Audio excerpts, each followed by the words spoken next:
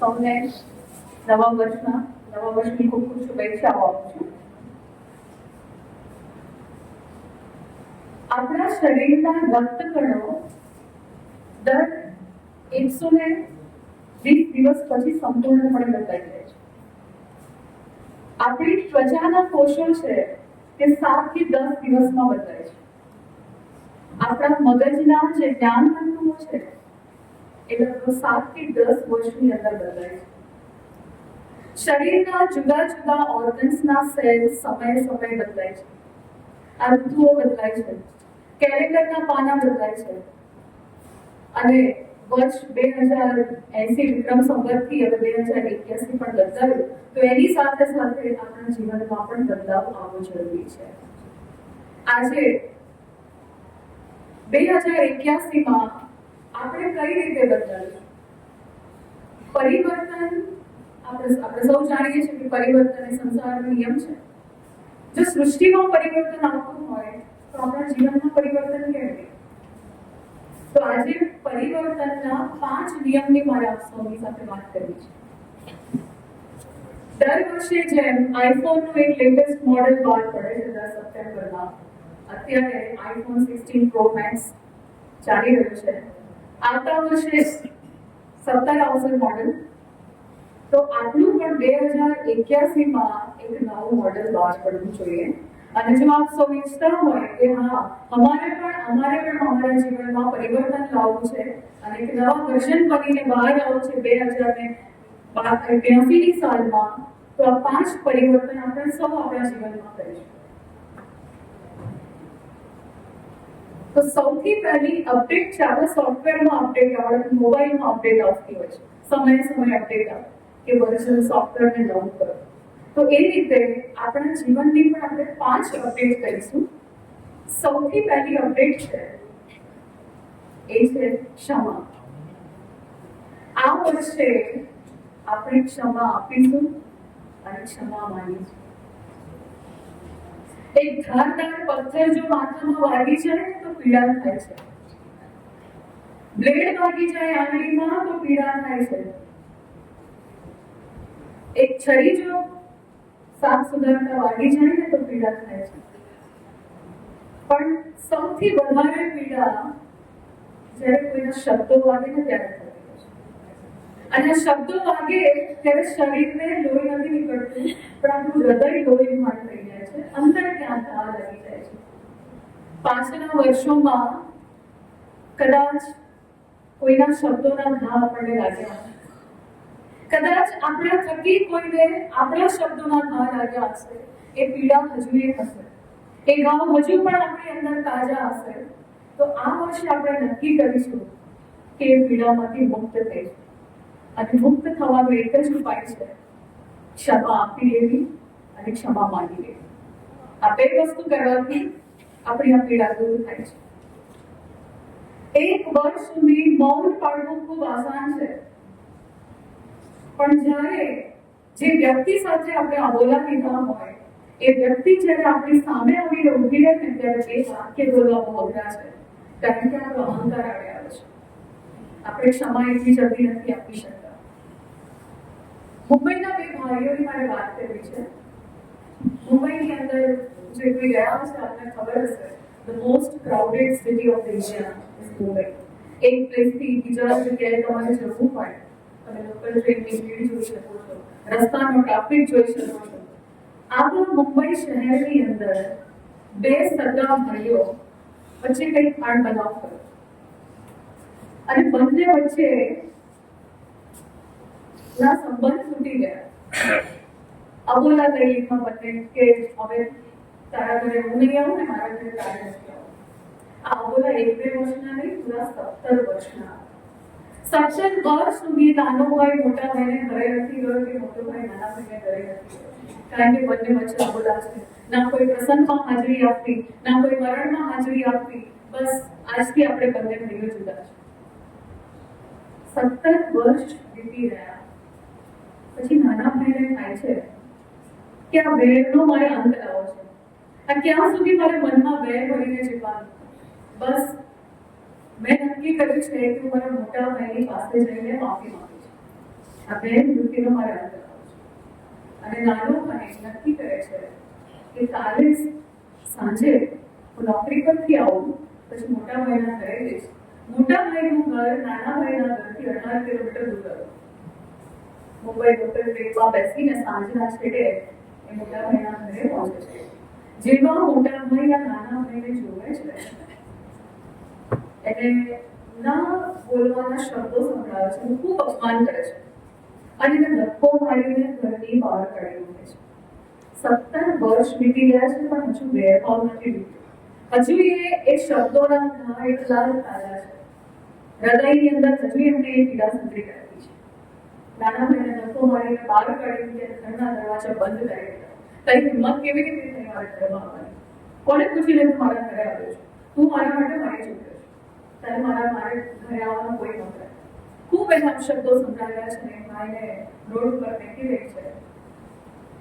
આ નાનો ભાઈ રડતા રડતા એક સંકલ્પ કરે છે, ભલે મોટા ભાઈ તમે મને બહાર ફેંકી દીધો પણ યાદ રાખજો, જો તમારા મનની અંદરથી આ વેર ભાવને હું કાઢી ના નાખું ને ત્યાં સુધી હું રોજ તમારા ઘરે આવીશ.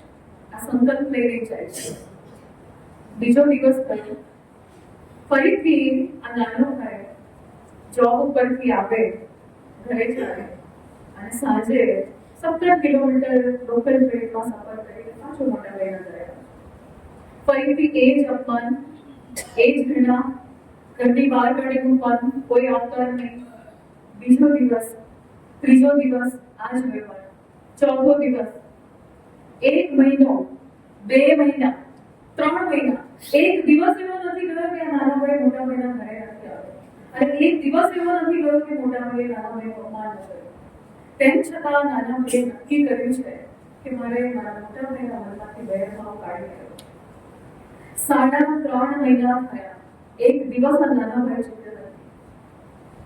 કોઈ પણ વ્યક્તિની લિમિટ આવે, માફી માંગવાની પણ એક હદ હોય, પણ આ નાના ભાઈએ નક્કી કર્યું છે કે આ એક તરફી પ્રેમ છે. જ્યારે વ્યક્તિ એક તરફી પ્રેમ કરતો હોય ને ત્યારે સામેવાળાને પ્રેમ કરે છે તે નથી જોતો, એ માત્ર આપવાનું જાણે છે. અને નાના ભાઈનો એક તરફી પ્રેમ હતો મોટા ભાઈ પ્રત્યે. 3.5 મહિના થયા, એક દિવસ ઘરનો દરવાજો ખુલ્લો હોય છે અને નાનો ભાઈ ઘરની અંદર પ્રવેશે છે. મોટા ભાઈ સોફા ઉપર બેઠા છે. આ દંડવત પ્રણામ કરે છે અને કહે છે, મોટા ભાઈ મને માફ કરી દો, 3.5 મહિના થયા, ક્યાં સુધી તમે મનમાં વેરભાવ ભરીને રાખશો? મને માફ કરી દો, હું તમારી માફી માંગુ છું. આપણે બંને એક મારા દીકરા છે, આપણે બંનેની નસોમાં એક જ લોહી વહી રહ્યું છે. તમે પ્લીઝ મને માફ કરી દો. એ વખતે મોટા ભાઈ બંધ થાય છે અને જોરથી લાત મારે છે. આ બનેલી સત્ય ઘટના છે. જોરથી લાત મારે છે અને એની આંખમાંથી લોહી કરે છે. નાના ભાઈ આખા ફર્શ પર લોહી હોય, તેમ છતાં એ લોહી વડે આંખને બંધ કરીને ભાઈ ઘરે જાય છે પાછો. અને મોટા ભાઈને નક્કી થઈ ગયું કે બસ આજે આ છેલ્લો દિવસ, હવે આ ક્યારેય મારા ઘરે નહીં આવે. પણ આશ્ચર્યની વચ્ચે બીજા દિવસે ઘડિયાળમાં 6 વાગે છે. ઘરનો દરવાજો ખુલ્લો હોય છે અને નાનો ભાઈ આંખ ઉપર પાટો બાંધીને ઘરમાં આવતો આંગણામાં દેખાય છે અને મોટા ભાઈ સોફા પરથી ઊભા થઈ જાય છે અને 2 હાથ ફેલાવીને એનું સ્વાગત કરે છે. આવો ભાઈ, તું જીતી ગયો અને હું હારી ગયો. આ વેર મુક્તિનો આજથી આપણે યાદ કરીએ. આ ક્ષમા આપવાથી આપણે કોઈના ઉપર ઉપકાર નથી કરતા. આ ક્ષમા આપવાથી આપણે આપણા હૃદયનો ભાર ઓછો કરીએ છીએ, આપણે આપણા ઉપર ઉપકાર કરીએ છીએ. તો આ વર્ષે જો આપણે અપડેટ કરવી હોય તો સૌથી પહેલું કામ કરીશું કે આપણે ક્ષમા આપી દઈશું અને ક્ષમા માંગી લઈશું. મને હજુ પણ યાદ છે, પંચમહાલની અંદરનું એક ગામ, આ સત્ય ઘટના છે. એક ભાઈ આખો દિવસ કામ કરીને ઘરે આવ્યા. પત્નીએ દાળ અને રોટલો બનાવ્યો છે, થાળીમાં પીરસાયો છે, સંધ્યાકાળનો સમય થઈ ગયો છે. એ ભાઈ બાથરૂમમાં હાથ ધોવા ગયા. ઘરના આંગણાનો દરવાજો ખુલ્લો રહી ગયો અને એક કૂતરું ઘરમાં આવ્યું અને રોટલો લઈને ભાગી ગયું. આ ભાઈ બાથરૂમમાંથી બહાર આવે છે અને જોવે છે કે કૂતરું રોટલો લઈને ભાગી ગયું. એની પાછળ દોડે છે પણ કૂતરું હાથમાં નથી આવતું. એની પત્નીને કહે છે તું બીજો રોટલો બના. એની વાઈફે ફરીથી બીજો રોટલો બનાવ્યો. આખરી આંગણામાં ગયા. પેલા કૂતરાને બોલાવ્યો. અડધો કલાક થયો. ફરીથી એ જ કૂતરું જે પહેલા રોટલો લઈને ભાગ્યું એ જ ત્યાં આવ્યું. અને આ પ્રેમથી એને રોટલો ગયો અને કૂતરાએ જેવું મસ્તક ઝુકાવ્યું એ જ સમયે કુહાડી લઈને કૂતરાનું માથું આપે. આ બધી સત્ય ઘટના છે. આ કેટલો વેરભાવ, આટલી હદનો જ્યારે વેરભાવ એક મૂંગા પશુ માટે જો મનમાં ભરી રાખે તો પછી તમારા મનને શાંતિ ક્યાંથી મળે? ભગવદ ગીતા તો કહે છે અશાંતસ્ય દુઃખ સુખમ. જેના મનને શાંતિ નથી તેના જીવનમાં કોઈ શાંતિ નથી. અને મનની શાંતિ ત્યારે જ મળે જ્યારે આપણે ક્ષમા આપીએ છીએ અને ક્ષમા માંગીએ છીએ.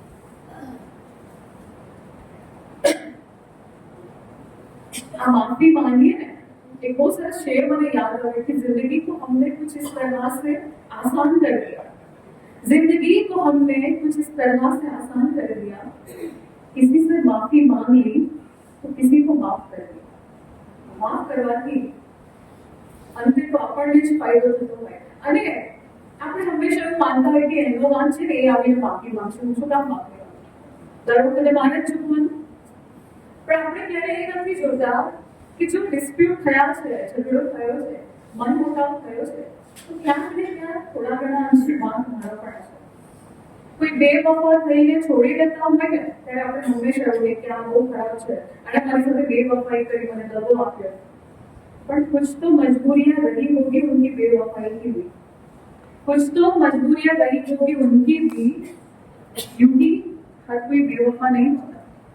क्या આપણે આપણી ભીતર પણ જોવાની જરૂર છે. અને ભગવાને ભગવદ ગીતામાં કહ્યું છે તેજ ક્ષમા શુચિ, તેજ ક્ષમા વૃત્તિ શૌચમ અદ્રોહો નાતિ માનિતા ભવન્તિ સંપદમ દૈવી મહી ચાતસ્ય ભારત. ક્ષમા છે એ તો દૈવી સંપત્તિ છે. આ કોઈ સામાન્ય સંપત્તિ નથી, આ દૈવી સંપત્તિ છે. અને જો તમે નક્કી કર્યું હોય કે હા મારે મારા જીવનમાં પરિવર્તન લાવવું છે અને ખરેખર મારે માફી માંગી દેવી છે, તો માફી આપણે 3 રીતે માંગી શકીએ છીએ. પહેલી રીત છે જો તમારામાં હિંમત હોય, જો તમારો અહંકાર નિર્મળ થઈ ગયો હોય તો એમના ઘરે જાઓ અને 2 હાથ જોડીને માફી જે કંઈ થયું હું ભૂલી જાઉં છું, તમે પણ ભૂલી જાઓ. આ માફી માંગવી એ કાયરોનું કામ જ નથી. આજે હિંમતવાન હોય ને એવા લોકોનું કામ છે. ભગવાન મહાવીરે તો વીરોનું આભૂષણ કર્યું છે કે ક્ષમા વીરસ્ય ભૂષણ. એ કોઈ સામાન્ય વ્યક્તિનું કામ નથી.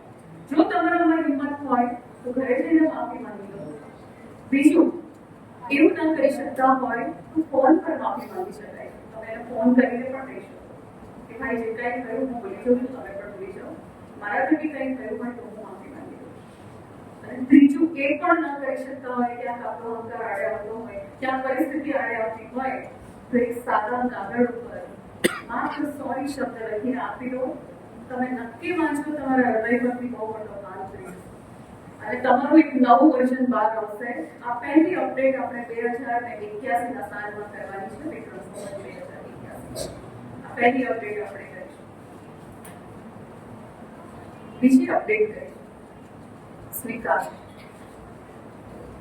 વ્યક્તિ જેવા છે એવા એનો સ્વીકાર કરીશું. મારે બહુ મારા પ્રિય બા છે. હું જ્યારે એમને મળું ને એટલે સૌથી પહેલા મને કહેશે અલીબા કેટલી બધી જાડી થઈ ગઈ છે. પહેલો શબ્દ આ જ હોય. આપણે જ્યારે પણ કોઈને મળીએ એટલે આપણા સંવાદની શરૂઆત તેના બાહ્ય સ્વરૂપથી થતી હોય છે. કાં તો વ્યક્તિ જાડો થઈ ગયો છે અથવા પાતળો થઈ ગયો છે, એના માથા પરથી વાળ ઓછા થઈ ગયા છે, એના આંખોના નીચે ઘોડાળા થઈ ગયા છે, એની ચામડી કરચલીઓ પડી ગઈ છે. આપણા સંવાદની શરૂઆત આપણે હંમેશા આ રીતે કેમ કરીએ છીએ? કેમ આપણે માણસનું માત્ર બાહ્ય સ્વરૂપ જોઈએ છીએ? કેમ આપણે નથી જોઈ શકતા કે આ માણસ એના જીવનમાં કેટલા સંઘર્ષ થયા છે? કેમ આપણે નથી જોઈ શકતા કે આ માણસ કેવી પરિસ્થિતિમાં જન્મ્યો છે અને આજે કઈ ઊંચાઈ અને સર કરી છે? માણસના સદગુણ જોઈને આપણે સંવાદની શરૂઆત કેમ નથી કરી શકતા? સો આપણી પાસે સંવાદના વિષયોની ખોટ છે, એટલી બધી દરિદ્રતા છે, વિચારીએ કે આપણે માણસની અંદરના સારા સદગુણ નથી જોઈ શકતા? કેમ આપણે એક સારા પુસ્તકના 2 પાનાની વાત નથી કરી શકતા? કેમ આપણે કોઈને મળીએ ત્યારે હું આ પ્રવાસમાં ગયો અને આ પ્રવાસના અનુભવનું વર્ણન નથી કરી શકતા? કેમ આપણે કોઈ સારા પુસ્તકની વાત તો છોડો, કોઈ શાસ્ત્ર સાંભળ્યું હોય તો એના બે શબ્દો કેમ નથી બોલી શકતા? આપણા સંવાદની શરૂઆત માત્ર વ્યક્તિના બાહ્ય સ્વરૂપ સાથે ન હોવી જોઈએ, એના સદગુણ સાથે હોવી જોઈએ. હમણાં જ એક દીકરીની મેં ઘટના સાંભળી. એ દીકરીનું નામ છે પ્રાચી નિગમ. ઉત્તર પ્રદેશ, તમને ખબર છે કે આખા ભારતની અંદર સૌથી વધારે નીચ વસ્તી ધરાવતો કોઈ રાજ્ય હોય તો એ છે ઉત્તર પ્રદેશ. ઉત્તર પ્રદેશના 10મા ધોરણની બોર્ડ એક્ઝામમાં આ દીકરી પ્રાચી નિગમ 98.20% સાથે પહેલો નંબર આવ્યો સમગ્ર બોર્ડમાં. યુપીની અંદર પહેલો નંબર લાવવો ઇઝ ક્વાઇટ ડિફિકલ્ટ, બહુ અઘરું છે. આ દીકરી પહેલો નંબર લાવી અને પછી એનો ફોટો સોશિયલ મીડિયામાં વાયરલ થયો. પણ તમને જાણીને આશ્ચર્ય થશે કે આ દીકરીના ચહેરા ઉપર ઘણા બધા અવાંછિત વાળ હતા, ઘણા બધા વાળ હતા. એના લીધે એનું એટલું બધું સોશિયલ મીડિયા પર ટ્રોલિંગ થયું, એની મજાક ઉડાવવામાં આવી. અને જ્યારે બીબીસીમાં આ દીકરીનો ઇન્ટરવ્યુ ગોઠવાયો, બીબીસીના જે પત્રકારે પૂછ્યું કે how you feel about your achievement, તમે આટલી બધી સિદ્ધિ પ્રાપ્ત કરી છે તો કેવું લાગે છે? એ સમયે આ દીકરી ધ્રુસકે રડે છે અને પહેલો નંબર લાવવા છતાં એવું કહે છે કે સારું થાત કે હું ટોપ ના કર્યો. આ મેં ટોપ કર્યું ને એટલે મારો ફોટો વાયરલ થયો અને લોકોને મારી પ્રતિભા નથી દેખાઈ. કોઈએ નથી જોયું કે આ કેવી પરિસ્થિતિમાં 98.20% સાથે પ્રથમ નંબર આવી છે. બસ મારા ચહેરા ઉપરના અવાંછિત વાળ દેખાય છે તમને, મારું રૂપ દેખાય છે, મારી પ્રતિભા નથી દેખાતી. અને દીકરી કહે છે કે સારું થાત જો I would have not come the top. ક્યાંક ને ક્યાંક આખા વિશ્વમાં 20% લોકો સુસાઇડ એટલા માટે કરે છે કે એમને એમનું રૂપ નથી ગમતું. અને બીજું કારણ છે લોકો એમના રૂપ ઉપર કમેન્ટ કરે છે. આ કાળો છે, દરેક કાળા વ્યક્તિને ખબર છે કે હું વર્ણ કાળો છે. દરેક જાડા વ્યક્તિને ખબર છે કે બહુ જાડો છે. દરેકને પોતાની મર્યાદાઓ ખબર છે, તેમ છતાં આપણે એની મર્યાદાઓ પર આવી છીએ, એનું ટ્રોલિંગ કરીએ છીએ, એની મજાક ઉડાવીએ છીએ. આપણને નથી ખબર પડતી કે નાની સરખી મજાક કોઈના મનમાં કેવા ભાવ ઉત્પન્ન કરે છે. આપણે કોઈ ન કહે. ભગવાને તો કહ્યું છે કે ન જાયે તે નિયતે વા કરાચે નાયમ ભૂત્વા ભાવિતા વાન ભૂય અજો નિત્યમ શાશ્વતોયમ પુરાણો ન હન્ય દેવન્યમાની શરીર. આ શરીર તું છે જ નહીં. આ શરીરની ભીતર વસ્તુ એક ચૈતન્ય આત્મા તું છે. તારું સાચું સ્વરૂપ તારું ચૈતન્ય સ્વરૂપ છે. જો આપણું સાચું સ્વરૂપ આ શરીર છે જ નહીં તો શરીરથી આપણે શું કામ કમેન્ટ કરીએ? શું હક છે આપણને કોઈના શરીર ઉપર કમેન્ટ કરવા માટે? આપણું સાચું સ્વરૂપ જે છે એને ઓળખીએ અને એના થકી દરેકને માન આપીએ. આખા વિશ્વની અંદર હમણાં જ એક સર્વે વાંચતી હતી. આ વાળની જે સમસ્યા હોય છે, થોડી ઉંમર થાય એટલે વાળ થઈ જાય, વાદળા થઈ જાય. આખા વિશ્વમાં આ હેર ટ્રાન્સપ્લાન્ટ સર્જરી જે કરવામાં આવે છે, આંકડા એવું કહે છે કે 2031 સુધીમાં $111 બિલિયન એનો બિઝનેસ થવાનો છે. અત્યારે ઓલરેડી 715 કરોડ રૂપીસ ડોલરનો આ બિઝનેસ ચાલી રહ્યો છે. જસ્ટ ઇમેજિન કરો. ઘણા બધા મેં એવા જોયા છે કે વાળ ગયા તો ગયા, શરીર તો સાચું છે ને શું ફરક પડે છે, પણ ઘણા એવા છે કે વાળ સાથે કંઈ ના થવું જોઈએ અને એનો ફાયદો ઉઠાવે છે આ બધી કંપની. $111 બિલિયન આપશો યુએસએમાં લંડનમાં રહેલા છો, અમને ખબર હશે. Just count down the money in Indian rupees. You understand. માત્ર પાતળા થવાની દવાનો કારોબાર $100 બિલિયન ચાલી રહ્યો છે. કારણ કે દરેકને એવું છે કે મારે પાતળા દેખાવું છે, એસ્પેશિયલી લેડીઝને. ઘણી વાર આપણે સ્ત્રીઓ માટે બહુ જલ્દી કમેન્ટ કરતા હોય, પેલી જાડી છે ને, પેલી એમની બહુ ને, પેલી બહુ જાડી છે. આપણા માટે આ શબ્દ બોલવો કેટલો આસાન છે. કોઈ સ્ત્રી IVF પદ્ધતિથી બાળકનું ગર્ભધારણ કરે છે. IVF પછી જ્યારે બાળકને જન્મ આપે છે, આપણને નથી ખબર 300 ઇન્જેક્શન એ પોતાના થાઈસ ઉપર લઈને અહીંની સેન્સ ગુમાવી દે છે. 200 હળદર તૂટીને જે પીડા થાય ને એટલી પીડા એક બાળકને જન્મ આપતી વખતે થાય છે. એના શરીરના હોર્મોન સમય બદલાય છે.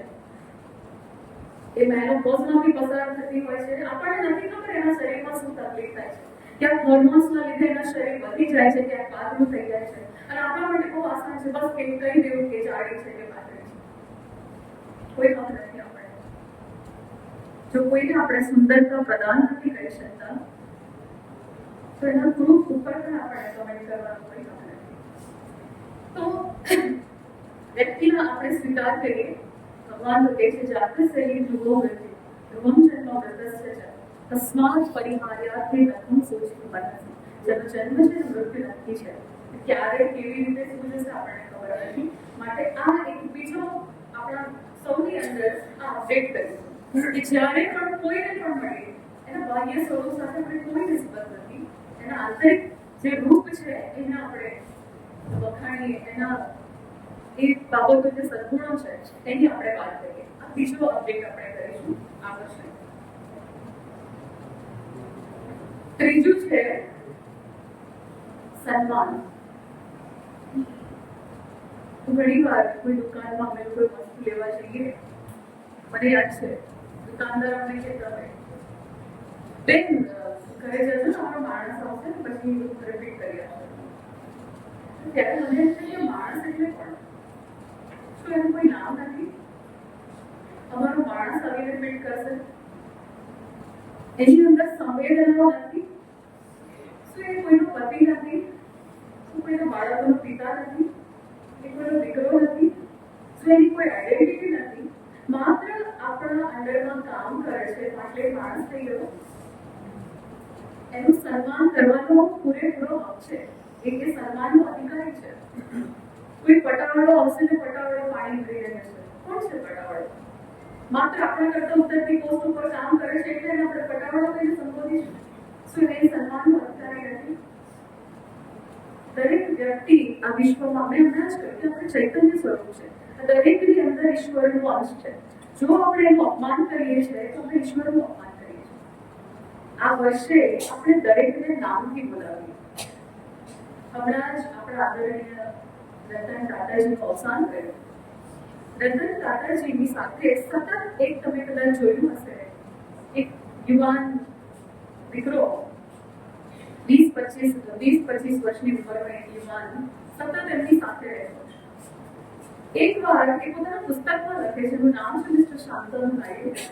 એને હમણાં બહુ સુંદર પુસ્તક બહાર પાડ્યું અને પુસ્તકમાં લખે છે કે એક વાર રતન ટાટાજી મને મીટિંગમાં લઈ ગયા. બહુ મોટા ઉદ્યોગપતિઓની મીટિંગ હતી અને હું તો એમનો આસિસ્ટન્ટ હતો. એમના અંડરમાં કામ કરતા. જ્યારે મીટિંગમાં ગયા ત્યારે મારો પરિચય આપતા રતન ટાટાજી બોલ્યા છે, he is Mr. Shantanu Naidu, he is my colleague. આ શાંતનુ નાયડુ છે અને મારા સહકર્મી છે. એમણે એવું નથી કીધું કે મારા અંડરમાં કામ કરે છે, હું એને પગાર આપું છું, કે મારો માણસ છે, કે મારો આસિસ્ટન્ટ છે. ના, એ મારો સહકર્મી છે. એ મારી સાથે કામ કરનાર છે. આટલું સન્માન આ રતન ટાટાજી આપે છે. સચિન તેંડુલકર ક્યારેય પણ એમના ઘરની બહાર કામ કરતા વોચમેનને બહાર જઈને પગાર નથી આપતા, ઘરમાં બોલાવે છે. સોફા પર ચા નાસ્તો કરાવીને પૂરેપૂરા સન્માન સાથે એના હાથમાં પૈસા આપે છે. આ મોટા વ્યક્તિની મોટપ એ નાના સમયના વ્યવહારથી પકડાય છે. તમે મોટા ત્યારે છો જ્યારે તમે નાના વ્યક્તિઓ સાથે કેવો વ્યવહાર કરો છો. માત્ર ઓછા પગારવાળા વ્યક્તિઓ નાના નથી થઈ. પરિસ્થિતિના કારણે કદાચ એ પોઝિશન ઉપર હોય છે. તો આ વર્ષે ત્રીજું અપડેટ આપણે આપણામાં કરીશું એ છે કે દરેકનું સન્માન કરીશું. માણસ ભણેલો છે કે ગણેલો છે એવી આપણે કેવી રીતે ખબર પડે? આપણે કોઈના ઘરે જઈએ, શાહુદ્દીનભાઈ રાઠોડની વાત છે, બહુ સુંદર વાત કરી છે. આપણે કોઈ વ્યક્તિના ઘરે જઈએ, એના ઘરની દિવાલો ઉપર સર્ટિફિકેટ્સ હશે, મેડલ્સ હશે, ઘણા બધા સન્માન પત્રો એને મળ્યા છે. આ સન્માન પત્રો, આ ડિગ્રી સર્ટિફિકેટ્સ, આ મેડલ્સ જોઈને આપણે માની લેવું કે માણસ બહુ ભણેલો છે, એના જીવનમાં બહુ અચીવ કર્યું છે. પણ જ્યારે વડીલો બાજિત સંપત્તિના વિભાજન થતું હોય ને ત્યારે ભાઈઓ કેવી રીતનું બિહેવિયર કરે છે એના પરથી કેટલા ગણેલા છે ને ખ્યાલ આવે છે. માણસ ખરા અર્થમાં કેટલો ગણેલો છે એ ત્યારે ખબર પડે છે. આપણે કેટલું જતું કરી શકીએ છીએ, કેટલું ભોગ આપી શકીએ છીએ. આ માપદંડ છે ગણેલા હોવાનો. ઘણી બધી સ્ત્રીઓ જે ઘરમાં ગૃહિણી તરીકે કામ કરતી હોય મને ઘણી વાર મળતા હોય, મને કહે છે કે શું કરો બેન તમે? કશું નહીં કરતો, તો ઘરે છું, ગૃહિણી છું. આ ગૃહિણી એટલે કશું નથી કરતી એ નથી. આ ગૃહિણીનું બહુ મોટું સન્માન છે. એક સાથે આટલા જુદા જુદા મગજના વ્યક્તિઓને સાચવવા એ સૌથી મોટું ચેલેન્જ છે.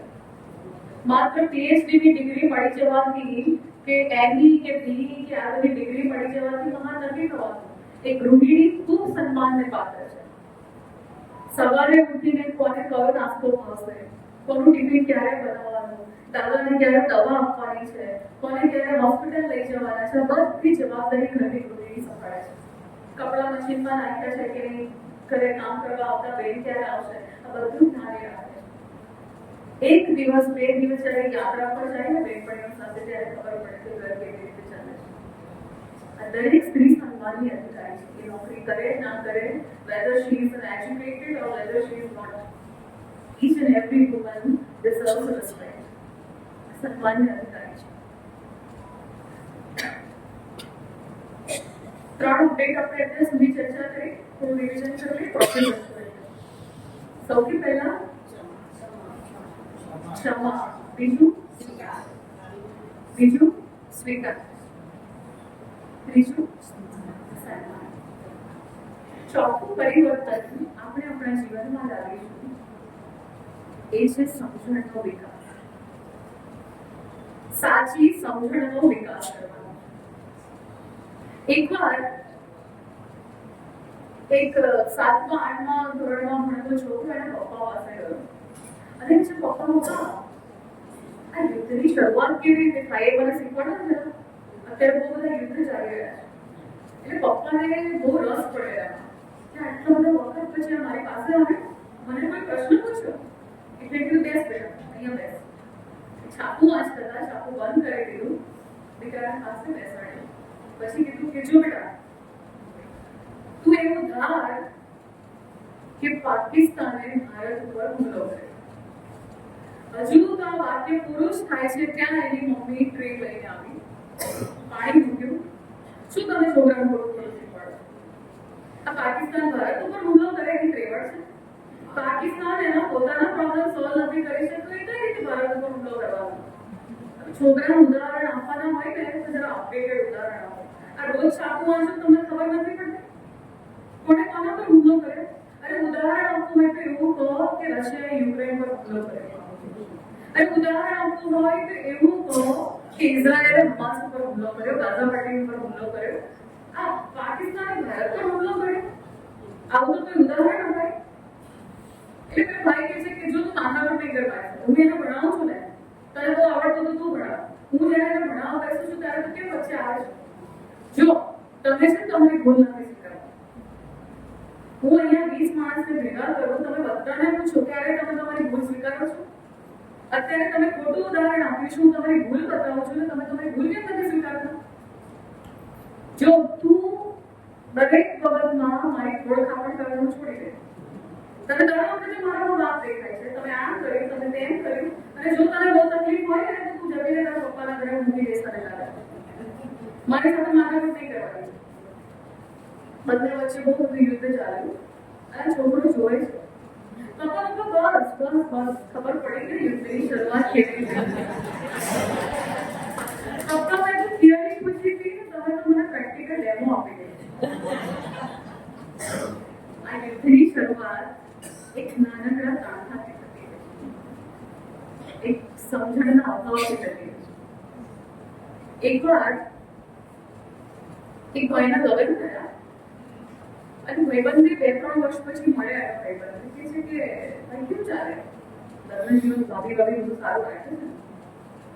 જો કોઈ અમારું લગ્ન જીવન છે ને તો કાશ્મીર જેવું છે, એને લીલું છમ તાજું કાશ્મીર જેવું એટલે અરે કાશ્મીર જેવું તે જોયું સ્વર્ગ જેવું છે અમારું લાગે છે. પણ ક્યારેક ક્યારેક હુમલાનો ભય રહેતો, હુમલાનો ભય બહુ રહે છે ભાઈ. એક બીજો ભય મળે, 10 से 10 આંગળીઓમાં વીંટી પહેરી. મને આશ્ચર્ય થયું, 10 से 10 આંગળીઓમાં વીંટી પહેરી છે, શું કારણ છે? એટલે કે જો આ પહેલી વીંટી તમને દેખાય છે ને, આમાં લગનની વીંટી, આમાં લગન થાય તો ભાભી મને આ વીંટી પહેરી, એટલે એ તો બરાબર. આ લગનની વીંટી બરાબર, આ બીજી 9 વીંટીઓનું શું? તો કે છે આ લગન થયા અને પછી જે તોફાનો શરૂ થયા છે એ તોફાનો શાંત પાડવા માટે બીજી 9 પેઢી છે. આ લગ્ન જીવનના તોફાનો શાંત પાડવા માટે બીજી 9 વીંટીઓ પેઢી છે ભાઈ. લગ્ન જીવનની અંદર મ્યુચ્યુઅલ અન્ડરસ્ટેન્ડિંગ બહુ જરૂરી છે. અને કોણ જાણે કે એમાં મ્યુચ્યુઅલ અન્ડરસ્ટેન્ડિંગ મ્યુચ્યુઅલ ફંડમાં જતું રહ્યું છે. જ્યારે જુઓ ત્યારે બસ એ જ ચર્ચા થતી હોય છે. એક બેન, બ્રિટનની એક ઘટના છે. એક બેન ત્યાં ચર્ચમાં એક પાદરી પાસે ગયા અને ત્યાંના ફાધરને એવું કીધું કે ફાધર, મને બહુ ઈગો છે, બહુ અહંકાર છે મારા ઉપર, તમે કંઈક એવું મને ઉપાય આપો ને કે મારો ઈગો ઓછો થઈ જાય. એટલે ફાધરે કીધું કે શાનો ઈગો છે બેન, તમને ઈગો શાનો છે? ઈગો કેનો નથી? બેઝનેસ, કોઈ બેઝ હશે ને, કઈ વસ્તુ પર ઈગો છે?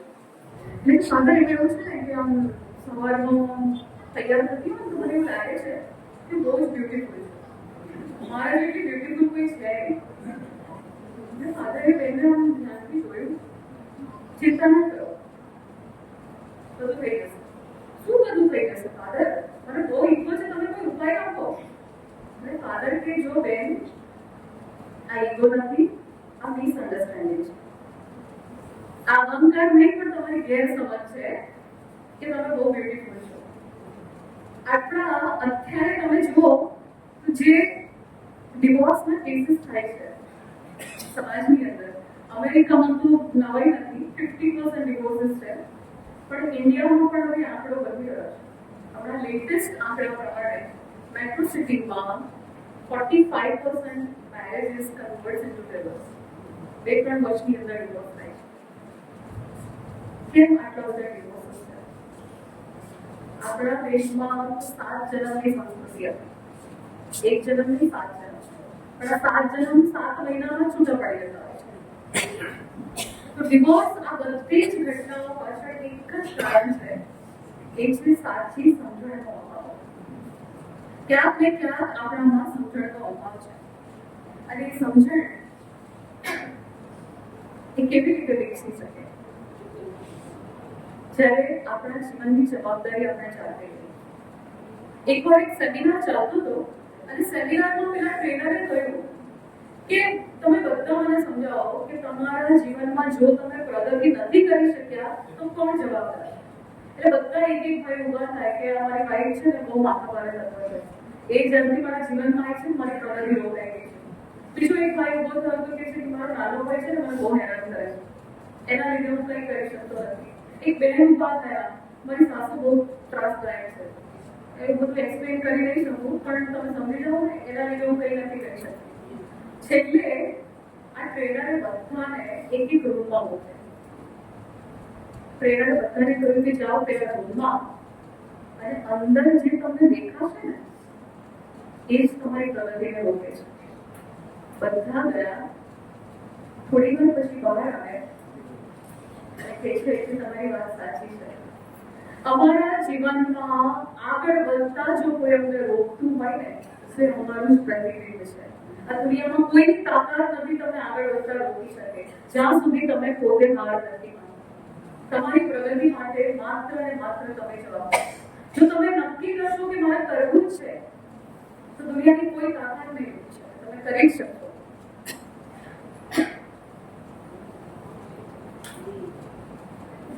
તો આ છે સમજણ. તો આપણે સમજણને સાચી અને સારી કઈ રીતે કરી શકીએ? તો એનો એક જ ઉપાય છે. આ સમજણને જો દ્રઢ કરવી હોય, સાચી કરવી હોય, સારી કરવી હોય તો એનો ઉપાય છે સત્સંગ. આ સત્સંગ એટલે બીજું કંઈ નહીં પણ એક સારા મિત્રનો સંગ. એટલે બીજું કંઈ નહીં પણ એક સારા પુસ્તકનો સંગ. આ સત્સંગ કોઈ સારા સંતનો સંગ. આ સત્સંગ એટલે કોઈ સારા શાસ્ત્રનો સંગ. અને આ સત્સંગ એટલે ચરોતર મોટી 27 સિનિયર સિટીઝન પાટીદાર સમાજનો સંગ. જો આવા સમાજનો સંગ કરશો તો ચોક્કસ તમારી સમજણમાં અભિવૃદ્ધિ થશે એવી મને આશા છે. તો આ 4 પોઈન્ટની આપણે વાત કરી. ફરીથી સૌથી પહેલો ક્ષમા આપીશું અને ક્ષમા માંગીશું. બીજું સ્વીકાર કરીશું. ત્રીજું દરેકને સન્માન આપીશું. ચોથું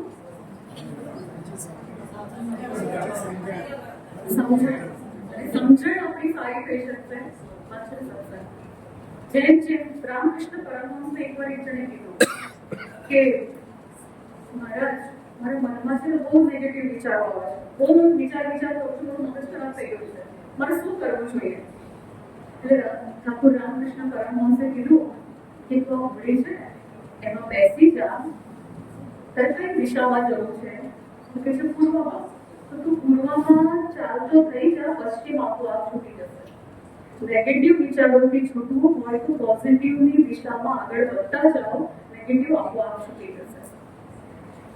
પાંચમી વસ્તુ અને છેલ્લો આ પોઈન્ટ છે એ છે સ્વધર્મ. આ ધર્મ શબ્દ જ્યારે આપણે સાંભળીએ ને ત્યારે આપણને હંમેશા હિન્દુ ધર્મ, મુસ્લિમ ધર્મ, ઈસાઈ ધર્મ, ક્રિશ્ચન આ બધા ધર્મ દેખાય. તમને ખ્યાલ હશે, આપ સૌને કદાચ ખ્યાલ હશે, આપણો દેશ બિનસાંપ્રદાયિક દેશ, સેક્યુલર દેશ છે. આપણો દેશ સેક્યુલર છે. ભારતનું બંધારણ 1950માં લખાયું. 1950માં જ્યારે આપણા દેશનું બંધારણ લખાયું એ વખતે ક્યાંય સેક્યુલર શબ્દ હતો જ નહીં. આ સેક્યુલર શબ્દ 1976 18 ડિસેમ્બરે 42મું એમેન્ડમેન્ટ આપણા કોન્સ્ટિટ્યુશનમાં આવ્યું અને એ વખતે આ ઉમેરવામાં આવ્યું 42nd એમેન્ડમેન્ટમાં. તમને ખ્યાલ હશે 1975 થી 1977 આ 2 વર્ષનો ગાળો છે તો 75 થી 77 આ વખતે આપણા દેશની અંદર ઇમરજન્સી હતી અને એ વખતના વડાપ્રધાન હતા ઇન્દિરા ગાંધીજી.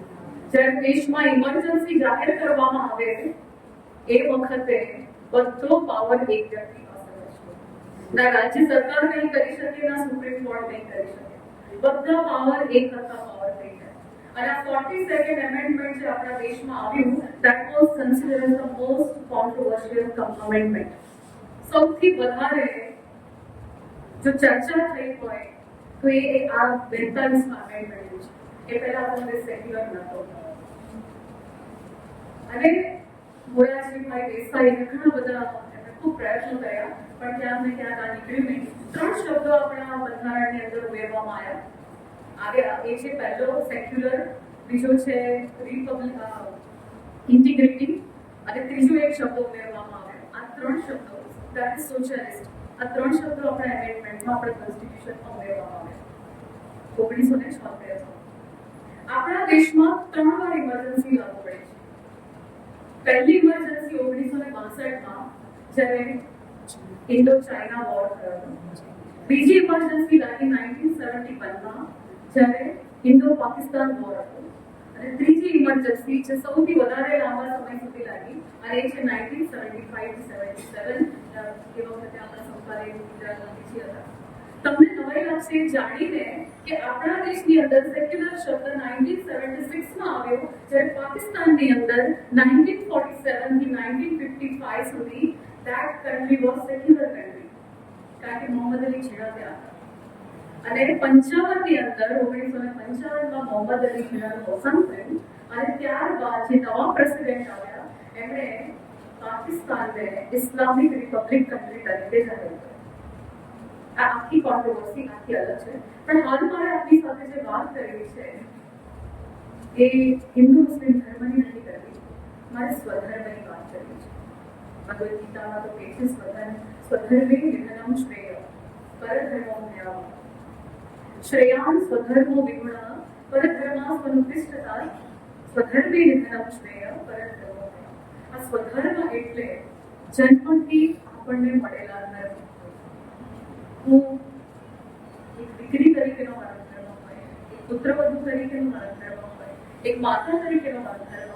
એક પત્ની તરીકેનો મારો ધર્મ હોય, એક પ્રોફેસર તરીકેનો મારો ધર્મ.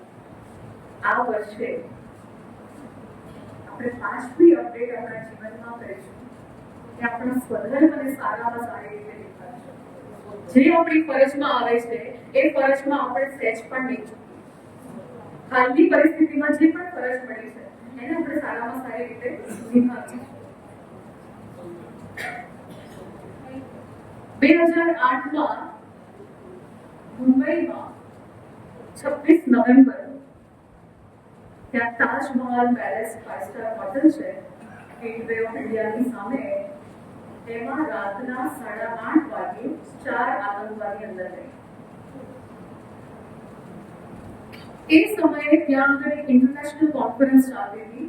વિદેશના લગભગ 2000 જેટલા ગેસ્ટ ત્યાં હાજર હતા.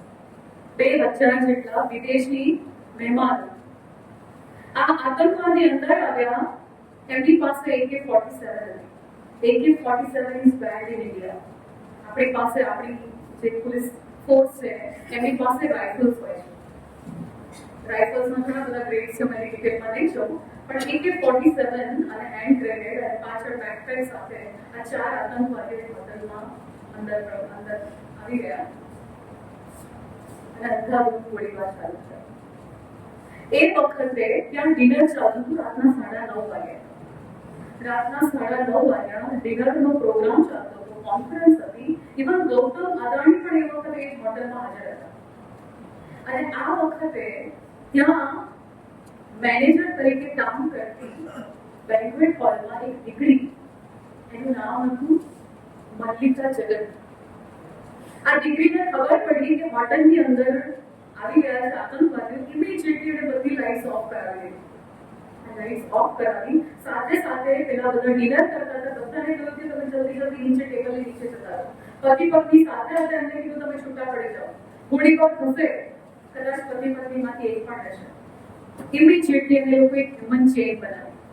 હ્યુમન ચેઇન એટલે જેટલો સ્ટાફ ત્યાં હાજર હતો બધાને કીધું કે આપણા મહેમાનો ટેબલની નીચે છે, એના ફરતે આપણે બધા ઉભા રહી હાથ પકડીને એક હ્યુમન ચેઇન બનાવી. ગોળીનો વરસાદ થશે ને તો આપણી છાતી પરથી પહેલા થશે, આપણા મહેમાનોને કઈ ના પગ જોઈએ.